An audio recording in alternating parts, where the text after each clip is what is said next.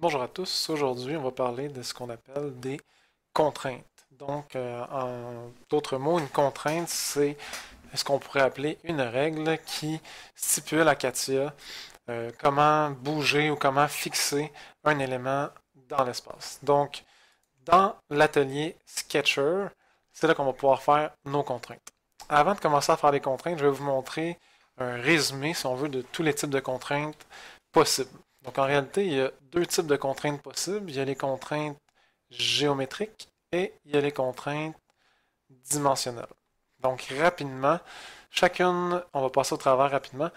Chacune des contraintes possède son symbole propre. Donc ici, on a la fixité qui permet de fixer les éléments dans l'espace. Généralement, on n'utilise pas vraiment cette contrainte-là parce qu'elle ne se base sur rien. Donc, c'est vraiment juste dans l'espace, on vient fixer un point. Donc, c'est pas très intéressant. La coïncidence est souvent très utilisée. Donc, on va rendre un élément, par exemple ici, l'extrémité d'une droite coïncident avec la droite en entier. On va être représenté par un cercle vide. Concentricité, donc ça peut être soit des arcs de cercle, soit des cercles pleins qu'on veut mettre concentriques un et l'autre. La tangence va être deux lignes vertes, comme ça ici, de part et d'autre des éléments. Donc généralement, les tangences vont être appliquées entre des droites et des cercles, mais on peut aussi les appliquer entre deux droites. Je ne vais pas vraiment l'utiliser dans ce cas-ci, mais ce serait vraiment plus entre une droite et un arc de cercle, on viendrait mettre une continuité en tangence. Le parallélisme, donc encore une fois, deux droites vertes, mais à ce moment-ci, il va y avoir une autre droite perpendiculaire qui va s'ajouter pour dire que les deux droites noires sont parallèles entre elles. La perpendicularité ici, on voit le petit demi-carré, si on veut, en vert, qui va empêcher les deux droites en noir de bouger. Ils vont toujours être perpendiculaires tant aussi longtemps que la contrainte va être là. Et bien sûr, le H pour horizontal et le V pour vertical. Donc, ça, on comprend assez bien que si la droite, il y a une verticalité d'appliquer, ben, elle ne pourra pas ni aller dans ce sens-là ni dans l'autre, elle va toujours être verticale. La symétrie, à ce moment-là, c'est deux symboles de papillon, on dirait, là, qui va être appliqué sur deux éléments. Ça veut dire que si la symétrie est appliquée sur ces deux droites-là, toujours par rapport à un élément sélectionné, donc on voit une ligne jaune au milieu, ça veut dire que si je bouge ma droite noire vers la gauche, eh bien, l'autre droite noire va suivre la même distance vers la droite, tant aussi longtemps que les papillons vont être là. Donc voilà pour les contraintes géométriques. Généralement, ce sont les contraintes qu'on va appliquer en premier avant d'appliquer les contraintes dimensionnelles. Donc, par la suite, on va aller appliquer les quelques types de contraintes dimensionnelles possibles. Donc ici, on a ce qu'on appelle la distance. Donc entre deux droites, on va venir mettre une distance. Une longueur, c'est assez similaire, mais la longueur va être plutôt d'un élément par rapport à lui-même au lieu d'être entre deux éléments. Donc à ce moment-ci, ça pourrait être aux deux extrémités d'une droite, on lui dit « Je veux que tu fasses 3 pouces 125 ». Une autre contrainte dimensionnelle pourrait être un angle. Donc à ce moment-ci, les deux droites ne sont pas parallèles. On veut les fixer dans l'espace avec un angle donné. Et on a aussi les diamètres ou les rayons qui sont une possibilité de contrainte. Donc voici le résumé des types de contraintes qu'on peut faire. Maintenant, je vais aller vous montrer comment créer ce type de contrainte-là. Ici, j'ai plusieurs éléments. Je dessine des droites, des cercles pour pouvoir faire la démonstration des contraintes. Donc chaque fois qu'on va vouloir mettre une contrainte, ça va se passer soit ici, donc dans la boîte contrainte, ou soit ici, dans la boîte contrainte choisie dans une boîte de dialogue. Pourquoi la boîte de dialogue est en gris en ce moment? Eh bien, c'est parce que je n'ai aucun élément de sélectionner. Donc, pour que cela fonctionne, il faut que je sélectionne mes éléments au préalable, tandis que celle-là ici, je n'ai pas besoin de rien sélectionner. Je vais vous montrer les deux. On va commencer par contrainte pour l'instant. Si on y va dans l'ordre, dans le document qu'on avait tantôt, on commençait par une coïncidence. Donc, je peux tout simplement activer mon outil. Mon outil devient orangé, il n'y a rien d'autre qui se passe parce que Katia attend qu'on lui dise bon, mais qu'est-ce que tu veux contraindre par rapport à quoi? Dans l'exemple qu'on avait tantôt, c'était l'extrémité d'une droite, donc par exemple celle-là ici, qui était contrainte sur une autre droite. Okay? Donc je clique sur le premier élément, ce que je viens de faire ici, qui devient orangé, même si c'est très petit, et je viens cliquer sur le deuxième élément. Automatiquement, Katia va nous suggérer une contrainte. Il pense qu'on va avoir une distance entre les deux droites. Parfois, ça va être vrai, parfois, ce ne sera pas vrai. Si c'est vrai, je vais tout simplement cliquer dans le vide pour pouvoir dire oui, c'est ce que je veux. Mais étant donné qu'aujourd'hui, à ce moment-ci, qu'est-ce que je vais faire? C'est plutôt une coïncidence. Eh bien, je vais faire le bouton de droit sur ma souris, ce qui va m'amener dans un sous-menu où est-ce que je vais pouvoir aller choisir justement les contraintes géométriques. Donc, est-ce que je vais avoir un point milieu? Est-ce que je vais avoir une coïncidence?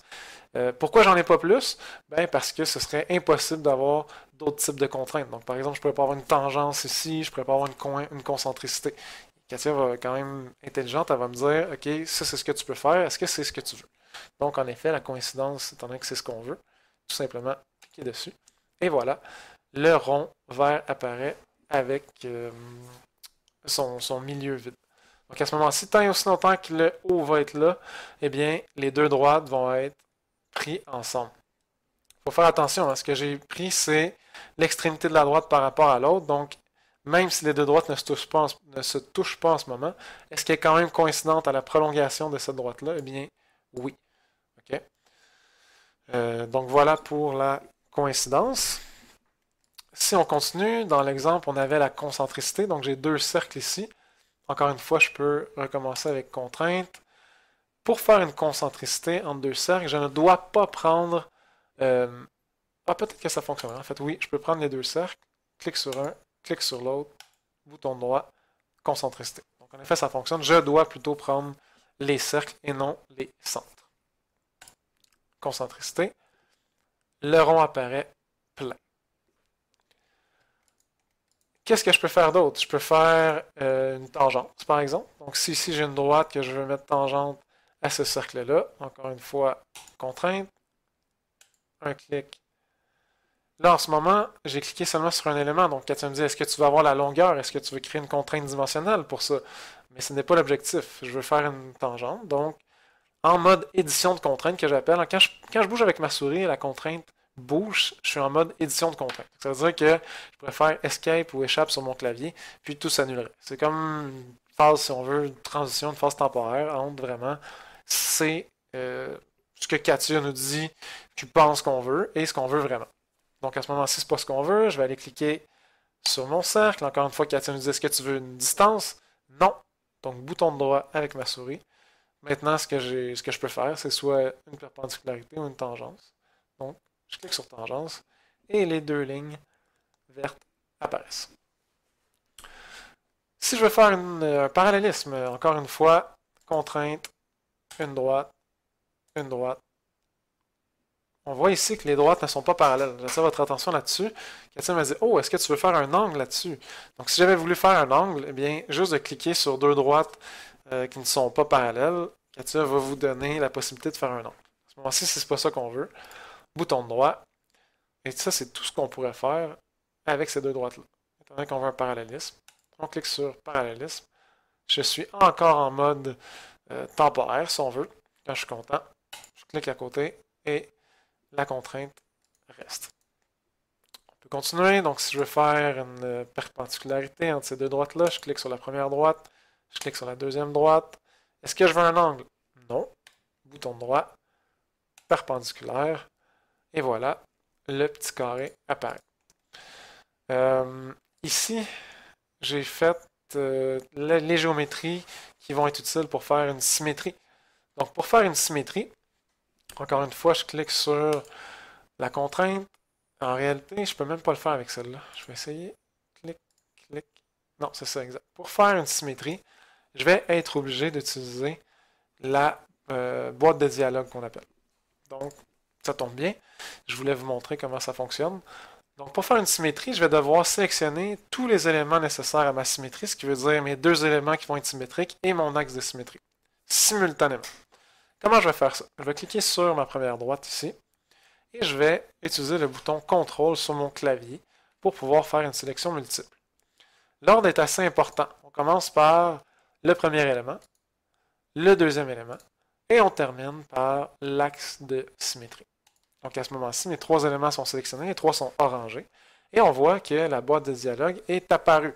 Donc maintenant, je peux cliquer sur cette boîte de dialogue-là et je peux choisir qu'est-ce qui m'intéresse à l'intérieur de ça. On parlait de symétrie tantôt.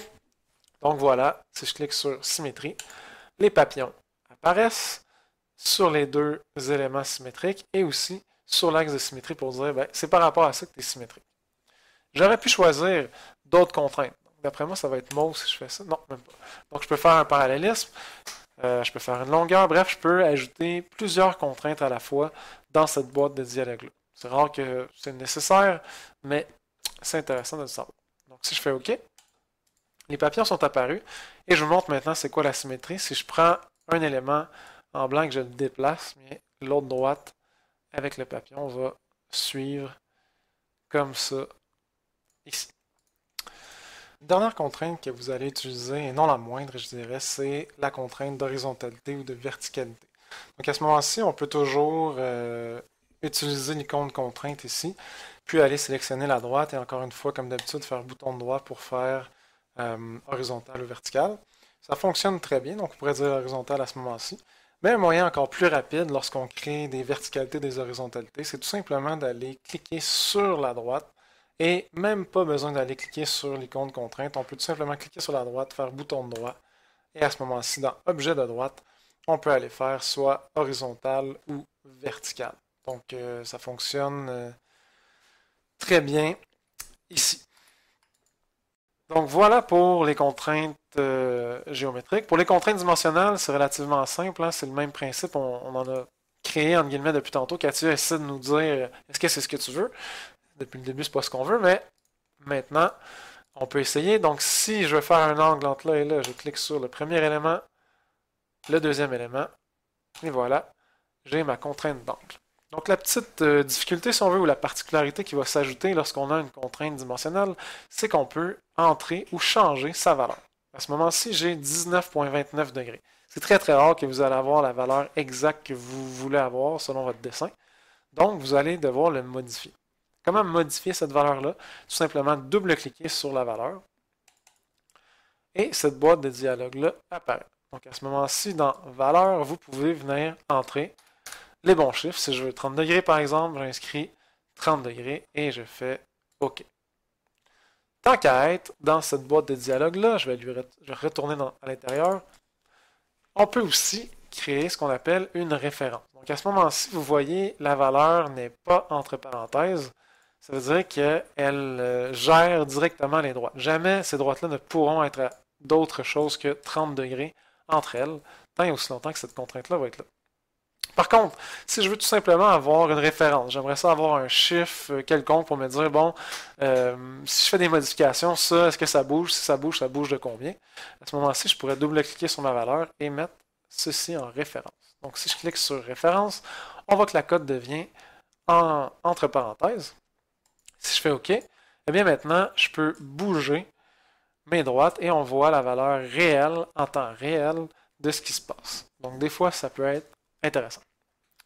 Une autre particularité, et ça c'est vraiment spécifique aux angles, donc on s'entend qu'un angle, ça peut être plusieurs secteurs. En ce moment-ci, j'ai 30 degrés ici, environ, mais en réalité, j'ai aussi 150 degrés de l'autre côté si ma droite est horizontale. Okay? Donc on peut avoir plusieurs secteurs, plusieurs façons de déterminer c'est quoi l'angle ici, sans nécessairement avoir la valeur 30 degrés. Si on veut changer ces secteurs-là, eh bien on peut aller les changer ici dans le secteur angulaire. En ce moment, Katia détermine que c'est le secteur 3. Si je fais le secteur 1, l'angle va changer. Donc, vous voyez, je parlais de 150 tantôt, on est à 149,6. Secteur 4, bon, ainsi de suite. Si on veut changer la position, la valeur d'angle, eh bien, on a tout simplement, on peut faire ça ici. Donc, on avait secteur 3, je peux faire enlever la référence, faire OK. Donc, ça va être applicable sur toutes les tolérances dimensionnelles qu'on peut appliquer. Là, on parlait d'un angle. Si on veut appliquer une distance. Donc en ce moment-ci, mes deux droites sont parallèles dû à ma tolérance géométrique. Si je clique sur un élément, puis un autre élément, on peut avoir une distance. Donc si je veux 1 pouce entre les deux, double-clic, et je vais écrire 1 pouce. On voit ici que les secteurs d'angle ne sont plus disponibles, bien sûr, ce n'est pas un angle. Par contre, la petite coche référence est encore disponible, va toujours l'être pour les tolérances dimensionnelles. Donc si je fais OK, maintenant, ces deux droites-là vont toujours être à 1 pouce entre elles. Depuis tantôt, hein, si je clique sur seulement un élément, donc par exemple cette droite-là ici, si je clique sur un élément, par exemple celle-là, Katia va vouloir me donner la longueur d'un élément. Dernière contrainte dimensionnelle qu'on n'a pas vue encore, c'est les diamètres ou les rayons. Donc par défaut, lorsqu'on crée une contrainte dimensionnelle sur un diamètre, un cercle plein, donc complet, si je clique sur une contrainte et que je clique sur le cercle, il va me sortir la valeur en diamètre. Ça va être la même chose si par exemple j'ai un arc de cercle comme ça ici. Donc à ce moment-ci, si je veux faire une contrainte, ben, normalement, il devrait me sortir un rayon. Autant un et l'autre, vous pouvez les permuter quand vous voulez. Tout simplement, cliquez bouton droit sur la contrainte et aller dans Objet de rayon. Puis, allez ici sur Passer à la dimension rayon. Donc à ce moment-ci, vous pouvez toujours passer d'un diamètre à un rayon. Normalement, par exemple, les règles de dessin sont lorsque le cercle est complet, on veut avoir un diamètre, et lorsque le cercle n'est pas complet, on veut le garder en rayon. Par contre, c'est quand même intéressant de le savoir. On peut toujours passer de un à l'autre de cette façon-là. Donc, ça fait le tour pour les contraintes. Si je peux vous donner un petit truc, ça va être applicable autant pour les contraintes que pour tous les autres outils que vous pouvez utiliser dans CATIA, ça peut être le double-clic. Donc, CATIA, si on a un outil qu'on utilise souvent, par exemple les contraintes, j'ai cliqué environ 10 ou 15 fois sur mon icône à l'intérieur à l'espace de 5 minutes. Donc, si je sais que je vais cliquer souvent sur contraintes, je peux double-cliquer sur mes contraintes. Et maintenant, je peux cliquer sur une contrainte et quand je vais accepter, l'icône reste orange, donc reste sélectionné tant et aussi longtemps que je n'avais pas recliqué sur mon icône. Okay? Donc, je double-clique. Maintenant, je peux faire une longueur ici. Je peux faire une distance ici. Bref, je peux faire autant de contraintes que je veux, tant et aussi longtemps que je n'avais pas recliqué sur mon icône de contrainte. Il va rester actif. Le bouton échappe sur le clavier est aussi très utile pour désactiver ces fonctions-là qui seraient restées actives. Donc voilà, ça fait le tour des contraintes.